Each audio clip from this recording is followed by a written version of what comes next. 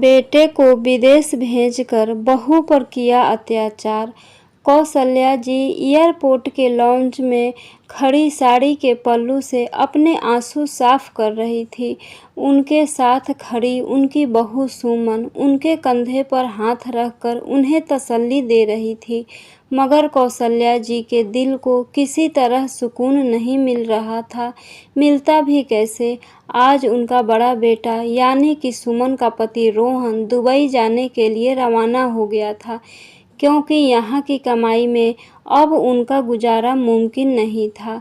किराए का घर था और छोटे छोटे 2 बच्चे और साथ ही माँ की जिम्मेदारी भी इस पर थी, क्योंकि एक छोटा भाई था, वो अभी पढ़ाई कर रहा था। ऐसे में रोहन की मामूली सी सैलरी में घर का खर्चा चलाना बहुत कठिन हो रहा था। आखिरकार दिल पर पत्थर रखकर उसने दुबई जाने का फैसला कर लिया। उसका इरादा तो यही था कि वहां जाकर कुछ समय में अच्छी रकम कमाकर घर भेजूंगा और कुछ जमा करूंगा, जिससे वापस आकर बिजनेस करने में आसानी हो जाएगी। मगर वह नहीं जानता था कि उसका दुबई जाना उसके छोटे से परिवार में तबाही ला देगा। सुमन के छोटे छोटे बच्चे उसकी टांगों के साथ लिपटे हुए थे। पापा के जाने का दुख उनके चेहरे पर साफ दिखाई दे रहा था। छोटा बेटा सोनू तो सिर्फ अभी 4 साल का था। जब रोहन अपना सामान घसीटते हुए अंदर जा रहा था, तो वह मासूमियत से अपनी मम्मा से पूछने लगा कि मम्मा, पापा हमारे लिए खिलौना लेने जा रहे हैं ना? वो कब वापस आएंगे? सोनू के सवाल पर तो जैसे सुमन की भी आंखें भर आई। सोनू से 2 साल बड़ा गोलू चुपचाप खड़ा था। आखिर कौसल्या जी ने भी खुद को संभाला और सब लोग वापस घर की ओर चल दिए। वापसी के पूरे रास्ते कौसल्या जी ने सुमन से कोई बात नहीं की। वैसे सुमन के लिए ये कोई बड़ी बात नहीं थी। सास की ये नापसंदगी तो उस दिन से झेल रही थी जिस दिन रोहन उसे अपनी मर्जी से ब्याह कर इस घर में लाया था। कौसल्या जी को शुरू से इस बात की नाराजगी थी कि रोहन ने उनकी पसंद की लड़की से शादी ना करके सुमन से शादी की, जो कि दूसरी बिरादरी से थी। मगर रोहन ने कभी उनकी बात को अहमियत नहीं दी थी। कौसल्या जी रोहन के सामने तो सुमन के साथ अच्छा व्यवहार करती थी, लेकिन असल सच्चाई तो सुमन ही जानती थी। रोहन के घर से निकलते ही कौसल्या जी तानों और बातों से उसका जीना हराम कर देती थी। अब भी सुमन मन ही मन में डरी हुई थी कि अब रोहन यहाँ से चला गया तो कौसल्या जी ना जाने उसका क्या हाल करेगी। मगर वो मजबूर थी, इसलिए चुप बैठी थी। सुमन की सोच बिल्कुल सही साबित हुई। घर वापस आते ही कौसल्या जी ने उठते बैठते सुमन को सुनाना शुरू कर दिया। न जाने कैसी पत्नी ले आया है जिसके कदम ही मनहूस हैं, वरना औरतें तो लक्ष्मी का रूप होती है, और इसने तो आते ही मेरे बेटे की कमाई भी ख़त्म कर डाली। इसलिए मजबूरन मेरा बेटा दूर प्रदेश की खाक छानने चला गया। कौसल्या जी की इन बातों से सुमन बस रो कर रह जाती थी। रोहन से शिकायत करती तो वो भी डांट देता कि कोई बात नहीं, बूढ़ी माँ है, वो पहले ही उनका दिल तोड़कर मैं तुमसे शादी की है। दोनों तरफ से बातें बेचारी सुमन को ही सुननी पड़ती। रोहन को गए हुए 2 महीने गुजर चुके थे।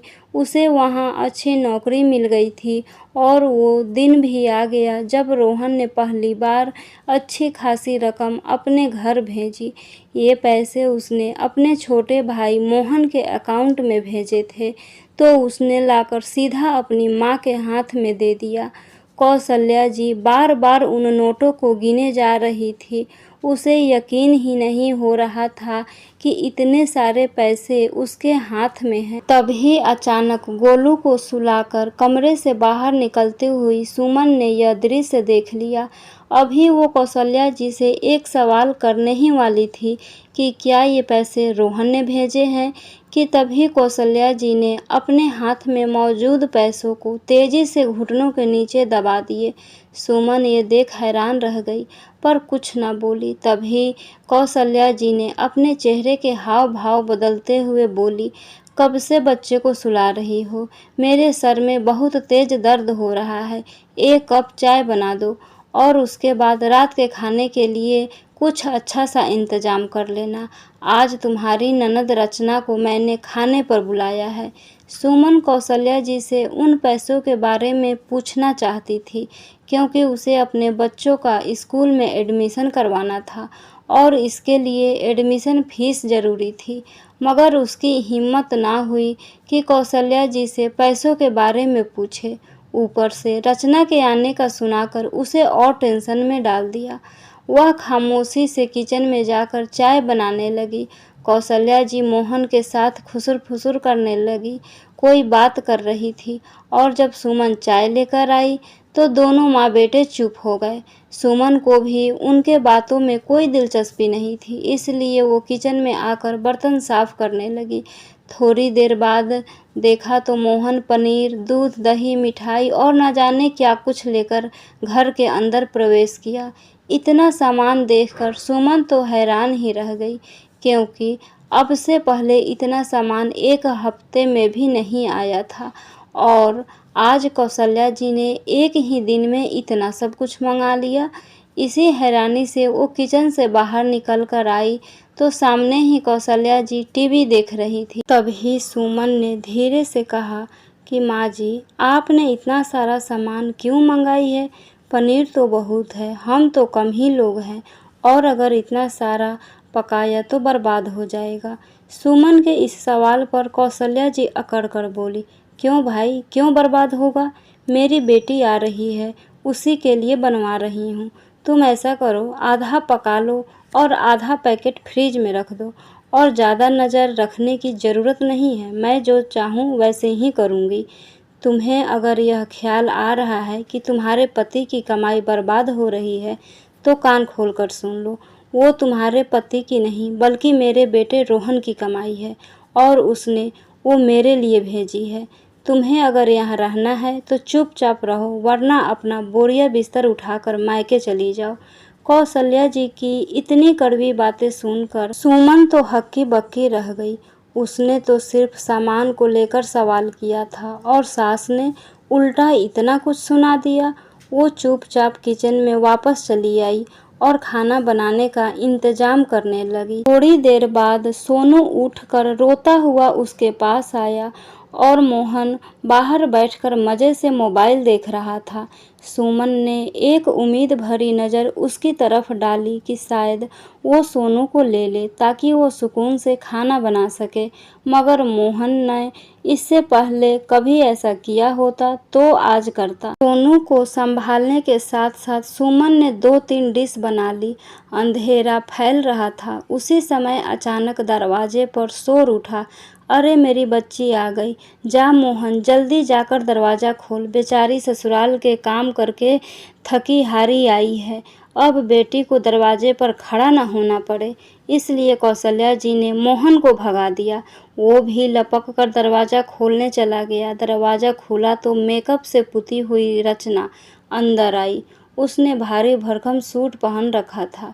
उसके अंदर आते ही, इतनी देर लगा दी मेरी बच्ची, कब से मैं तुम्हारा इंतज़ार कर रही हूँ।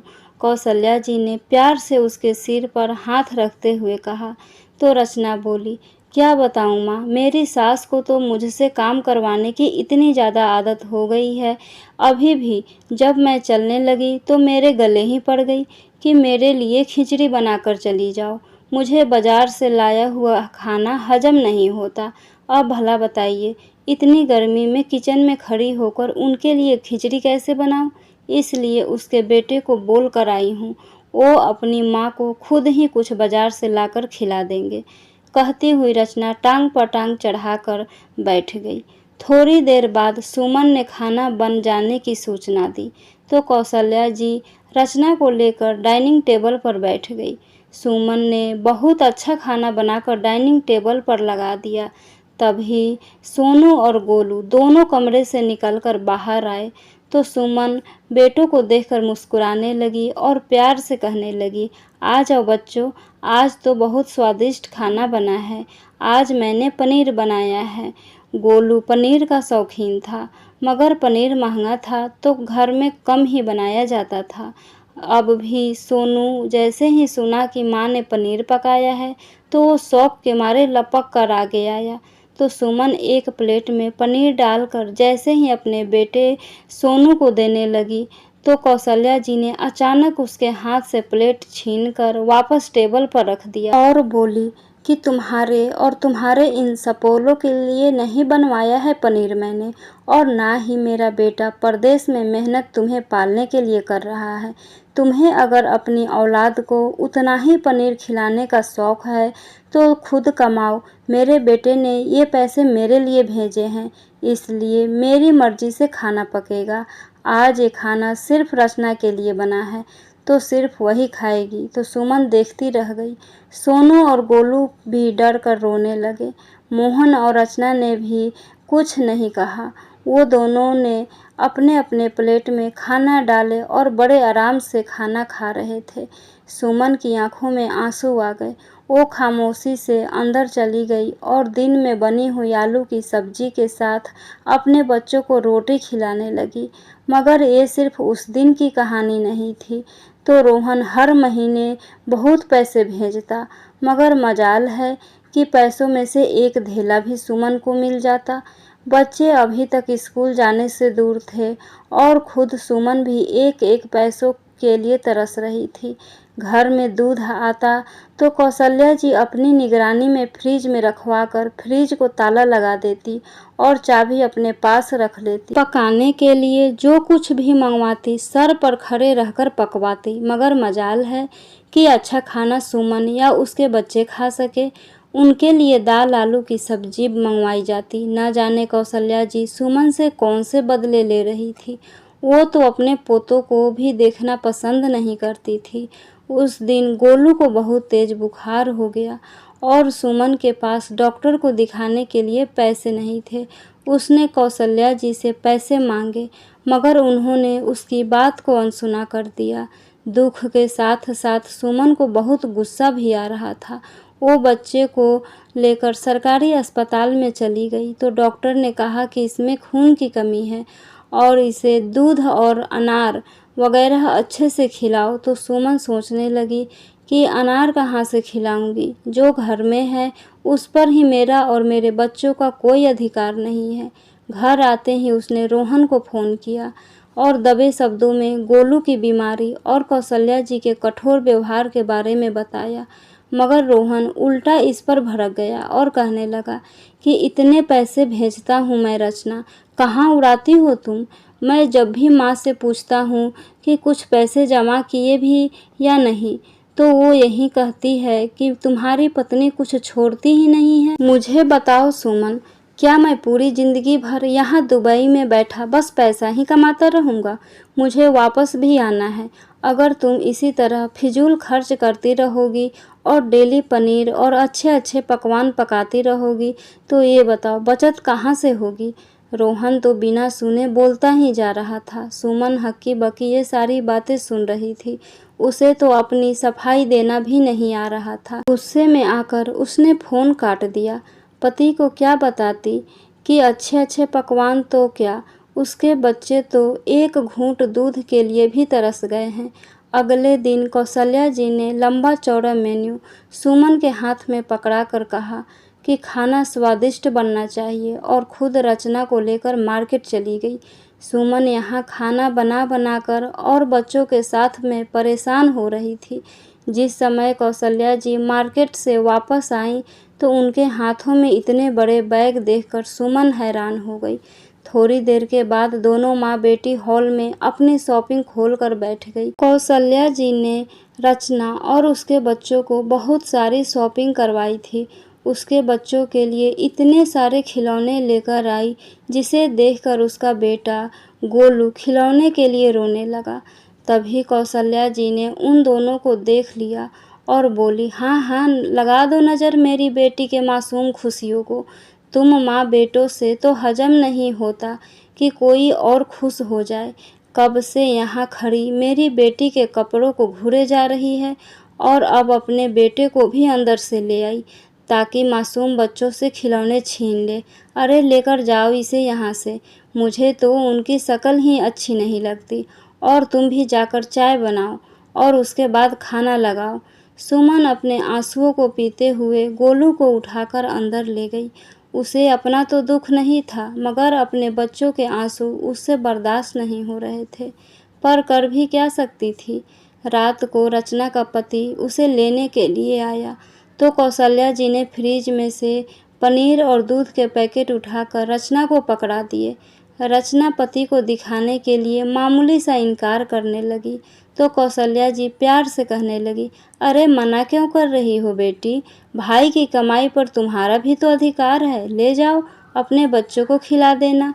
तो रचना भी मुस्कुराते हुए बचा हुआ पनीर और खाना अपने बैग में रखने लगी। सुमन चुपचाप इतनी देर से सारी चीज़ें देख रही थी। कौशल्या जी पलटी तो उनकी नज़र सुमन पे पड़ी।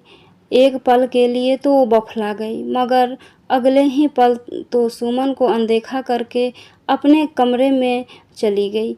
दिन ऐसे ही बीत रहे थे। एक दिन शाम के 5 बजे दरवाजे की घंटी बजी तो कौशल्या जी टीवी देख रही थी। उन्होंने कहा कि दरवाज़ा खुला है, अंदर आ जाओ, और गेट की तरफ एक टक देखती रहीं कि कौन आया है। गेट खुला तो सामने अपने बेटे रोहन को देखकर पहले तो वो सकपका गई और फिर खुशी के मारे उठकर उससे लिपट गई। रोहन भी माँ से मिलकर बहुत खुश हुआ। रोहन ने इधर उधर नज़र दौड़ाया, सुमन और अपने बच्चों को ढूंढ रहा था। तभी अंदर कमरे से सोनू और गोलू झगड़ते हुए बाहर आए।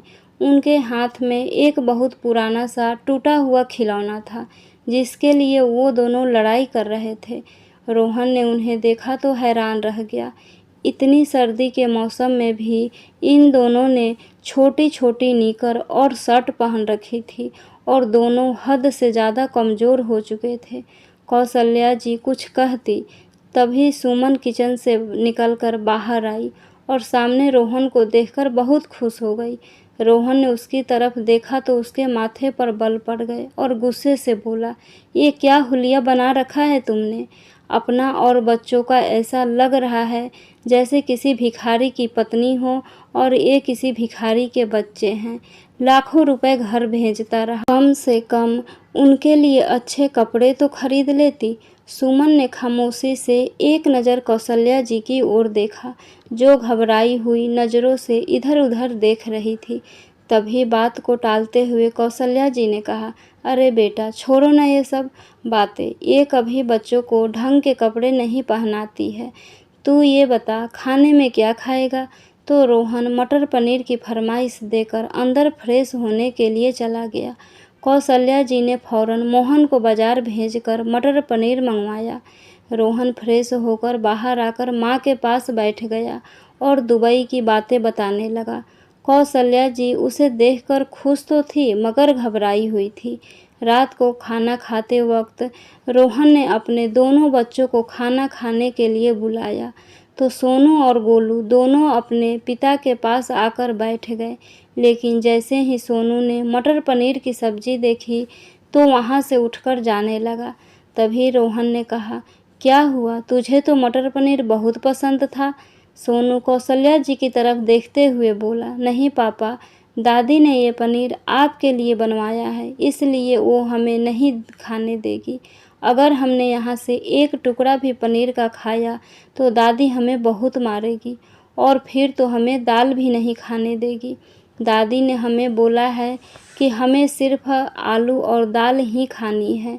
डरे हुए स्वर में वो मासूमियत से बोलता जा रहा था और कौशल्या जी घबराई हुई इधर उधर देख रही थी। रोहन कभी बच्चों को देखता तो कभी अपनी माँ को। तभी कौशल्या जी ने झूठे आंसू बहाते हुए कहा, देख ले बेटा, तुम्हारी पत्नी ने तुम्हारी पीठ पीछे इनको कैसे झूठ बोलना सिखा दिया है, जैसे मैं इनकी दुश्मन हूँ। उसने साड़ी का पल्लू मुंह पर डालकर रोने लगी। सुमन चुपचाप खड़ी थी। रोहन खामोशी से उठा और अपने कमरे में गया। अंदर जाकर उसने सुमन की सारी अलमारी की तलाशी ली। उसे कहीं भी 1 रुपया नहीं मिला। कपड़े वही फटे पुराने थे जो 2 साल पहले रोहन ने उन्हें ला कर दिए थे। उसने अपने बच्चों को देखा। उन्होंने जो शर्ट पहन रखी थी वो उनके पेट से ऊपर जा रही थी वो बाहर आया और माँ से पूछने लगा कि माँ, वो सारे कपड़े कहाँ हैं जो आपने मुझे वीडियो कॉल पर दिखाई थी कि यह सुमन अपने लिए खरीद कर लाई है। तो बच्चों का और सुमन का एक भी नया कपड़ा नहीं है। इन सब ने वही पुराने कपड़े पहन रखे हैं और वो भी फटे हुए। तो कौशल्या जी इधर उधर देखने लगी, मगर रोहन सब कुछ समझ चुका था। तभी उसे याद आया कि सुमन ने एक दो बार दबे शब्दों में उसे बताने की भी कोशिश की थी, मगर वो खुद ही बहरा बन गया था। अब अपनी माँ की असलियत उसके सामने आ गई थी। उसने कहा कि अब मैं दुबई वापस नहीं जाऊंगा और जो कुछ भी कमाया है उसे यहीं पर कारोबार करूंगा। और अगर आइंदा आपने मेरी पत्नी और मेरे बच्चों का हक किसी और को दिया तो मैं ये भी भूल जाऊंगा कि आप मेरी माँ हैं। रोहन के स्वर में गुस्सा साफ दिखाई दे रहा था। कौशल्या जी चुप बैठी रह गई। उन्होंने जान लिया था कि उनका बेटा सच्चाई की तरफ करना जान चुका है। रोहन एक झटके से उठा और सुमन से कहा कि बच्चों को तैयार करो और खुद भी तैयार हो जाओ, हम शॉपिंग करने चल रहे हैं। मेरी कमाई पर सबसे पहले तुम्हारा और मेरे बच्चों का अधिकार है। सुमन तैयार होकर बच्चों को साथ लेकर शॉपिंग करने चली गई और कौशल्या जी अपना समूह लेकर उन्हें जाते हुए देखते रह गई। तो दोस्तों, आपको ये कहानी कैसी लगी कमेंट करके ज़रूर बताइएगा। प्लीज़ लाइक, शेयर और सब्सक्राइब ज़रूर करिएगा। Thank you.